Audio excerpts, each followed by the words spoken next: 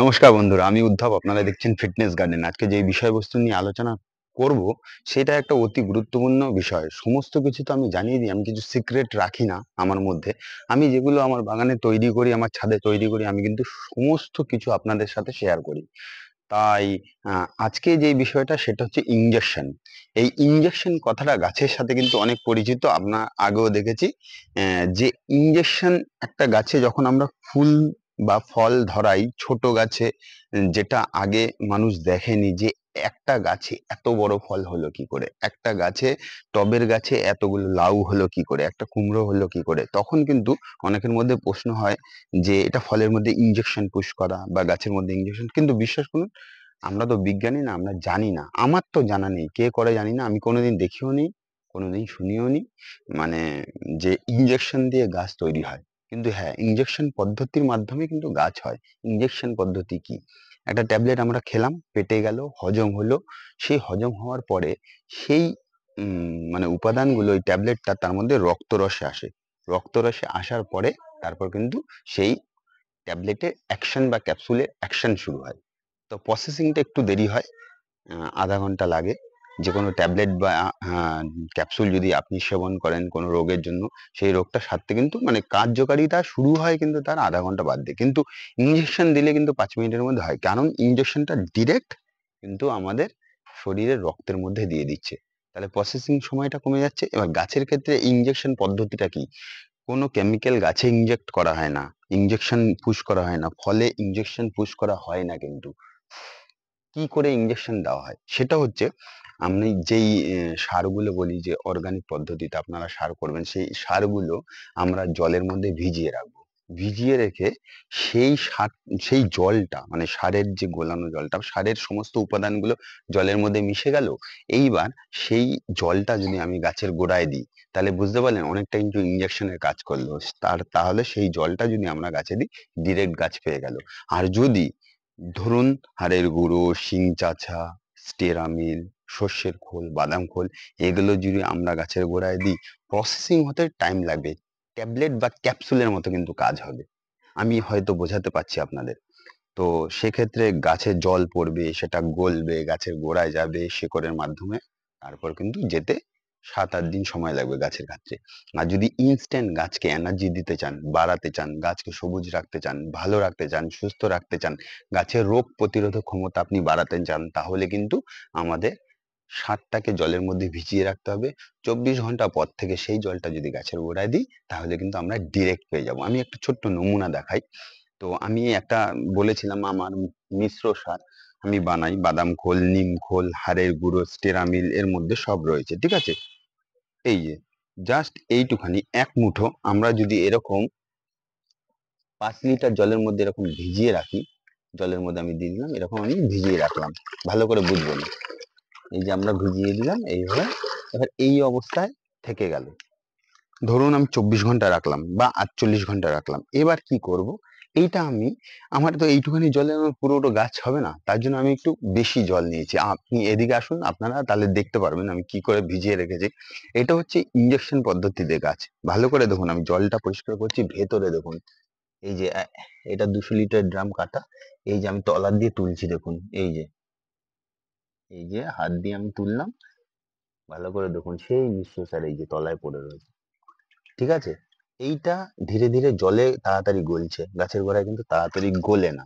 এবার আমি যদি এটাকে একটু হালকা নাড়িয়ে দিই, এই যে নাড়িয়ে দিলাম, এইবার যে মোটা দানাটা সেটা তলায় থিতলে পড়ে গেল। থিতলে পড়ে গেল, উপর দিয়ে কি হলো, যে উপাদানটা হাড়ের গুঁড়ো, বাদাম খোল, নিম খোল, মানে সমস্ত রকম সারের মিশ্রণটা দিয়েছি, তার যে উপাদানটা সেটা কিন্তু জলের মধ্যে চলে এসেছে। এইবার আমি যদি এই জলটা নিই, এটা গাছের অমৃত জল। মানে সমস্ত রকম পুষ্টি, ভিটামিন সমস্ত কিছু পেয়ে গেল। ধরুন এই গাছটা আমি দিয়ে দিচ্ছি, এই যে গাছটা দেখেছেন, এই গাছটার গোড়ায় আমি এই যে শুকনো অবস্থায় আমি এই যে দিয়ে দিলাম। এই গাছটা কিন্তু এই যে নেওয়া শুরু করলো, 5 থেকে 10 মিনিটের মধ্যে ওর পাতায় চলে আসবে এই সারটা। তো আপনারা কিন্তু এই পদ্ধতি ইউজ করতে পারেন, তাহলে আপনার বাগানে এরকম সবুজ শস্য শ্যামলাম ভর্তি থাকবে, গাছে ফুল ফল থাকবে, কোনো রকম রোগ ব্যাধি হবে না, রোগ প্রতিরোধক ক্ষমতা থাকবে। এবার কি করবেন, এই যে মুহূর্তটা, এই মুহূর্তটা বিভিন্ন রকম আমরা সার দিই গাছের। গরমকালে অনেকে সার অ্যাভয়েড করে, এটা ভুল, কিন্তু গরমকালে বেশি সার লাগে।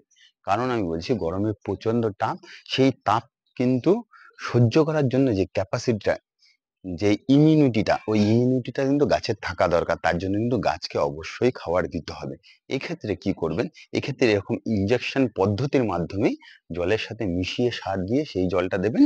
এইবার সেই জলটা যে মানে এই জলটা যে শিকড়ের মাধ্যমে গাছ পাতায় পৌঁছাবে, সেই শিকড়ের ক্যাপাসিটি থাকা চাই।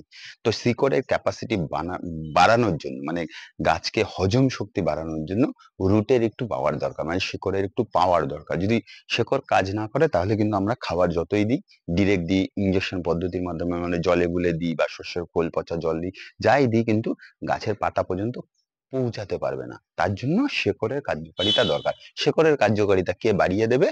প্লাস হচ্ছে এই গরমে কিন্তু গাছের ক্যালসিয়ামের প্রয়োজন হয়। তার জন্য আমরা চুন, কলি চুন, যে পান খাওয়ার যে চুন হয়, 100 গ্রাম চুন আমি দেখুন জাস্ট এই 200 লিটার জলের মধ্যে গুলে রেখেছি, এই যে, ঠিক আছে? বুঝতে পারছেন আপনারা? এই দেখুন, এই জলটা কিন্তু সাদা টাইপের, দেখুন ভালো করে এই জলটা দেখুন সাদা টাইপের। আর এই জলটা দেখুন, সারের জলটা কিন্তু স্বচ্ছ টাইপের। তো আমরা কি করব, আমরা ওই সারের জল একবার করে সমস্ত গাছে দিয়েছি, আমরা কিন্তু এরকম এই চুনের জলটাও একবার দেবো। দেখুন, খুব বেশি চুন না, খুব বেশি, জাস্ট জলের কালারটা সাদা হয়ে গেছে। জলের কোনো কালার হয় না, জল যে পাত্রে রাখা হয় সেই পাত্রের আকার এবং সেই পাত্রের রূপ ধারণ করে। কিন্তু এক্ষেত্রে দেখুন তলার দেখা যাচ্ছে না, যেহেতু জলটা একটু স্বচ্ছ সাদা, এর মধ্যে কিন্তু ক্যালসিয়াম প্রচুর আছে। আর ক্যালসিয়াম কি করে, ক্যালসিয়াম কিন্তু সমস্ত গাছের ইমিউনিটি পাওয়ার বাড়িয়ে তুলতে সাহায্য করে, ডিরেক্ট বাড়ায় না। এই ক্যালসিয়ামের মাধ্যমে কি হয়, এই চুন দিলে কি হয়, আরেকটা জিনিস খুব গুরুত্বপূর্ণ জিনিস, চুন দিলে একটা জিনিস খুবই ভালো হয়, সেটা হচ্ছে গাছের কেঁচো মারা যায়। এবার অনেকের প্রশ্ন আছে, কেঁচো তো আমাকে আগেও প্রশ্ন করেছেন এটা, আমি যখন কেঁচো মারার কথা বলেছি তখন আপনারা বলেছেন যে কেঁচো তো আহ মানে কৃষকের বন্ধু।